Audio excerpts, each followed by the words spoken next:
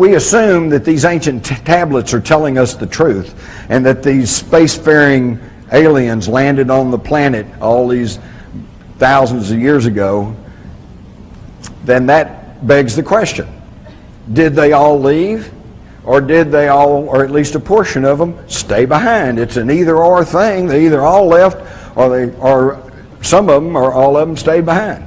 So which is it? I think we can find the answer. And we find the answer by looking at the historical record. If they all left, the whole written history of mankind should be just one unending, gradual evolution up to civilization, you know, hunter-gatherers to city-states to nations and all like that, with nothing in the record to show that there was anything strange or unusual going on. But that's not what we find, is it? Quite the contrary.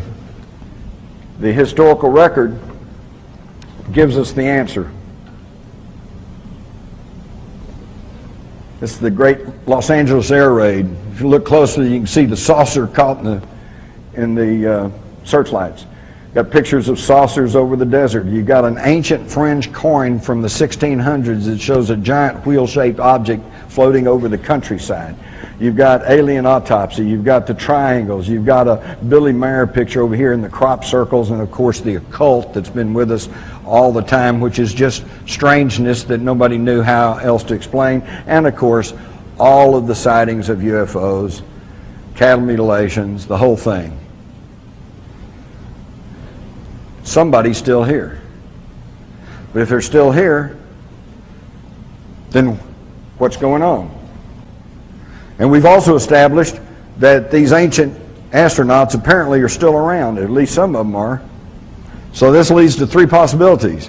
Either the ruling elite are trying to contact these ancient creators, or number two, they've already contacted these ancient creators and are being controlled or guided by them, or number three, they are the ancient creators, the ancient serpent kings of legend, the ones who have been trying to corral and control humanity from the get-go. Hi Jim. Hi. David Icke had a big sold-out conference in London recently, talking about exactly the same subjects, and he also spent a bit of time on the evidence for reptilian oriented control of the top of this negative pyramid, if you like. What sort of input are you getting on the same subject? It's interesting because when you follow the evidence, you just kind of get there.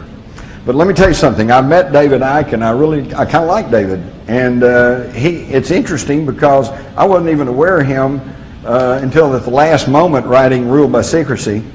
And yet we were both following the evidence, and we were both running pretty parallel. The big difference is this. Along with my newspaper background, I also augmented my low reporter's pay by working and dabbling in public relations and advertising.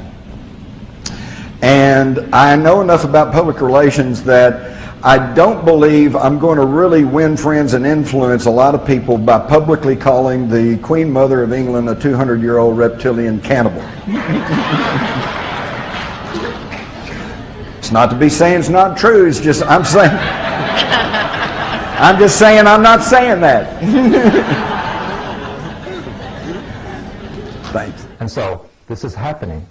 One of my clients in Arizona, who again I cannot name, but who's quite an interesting character,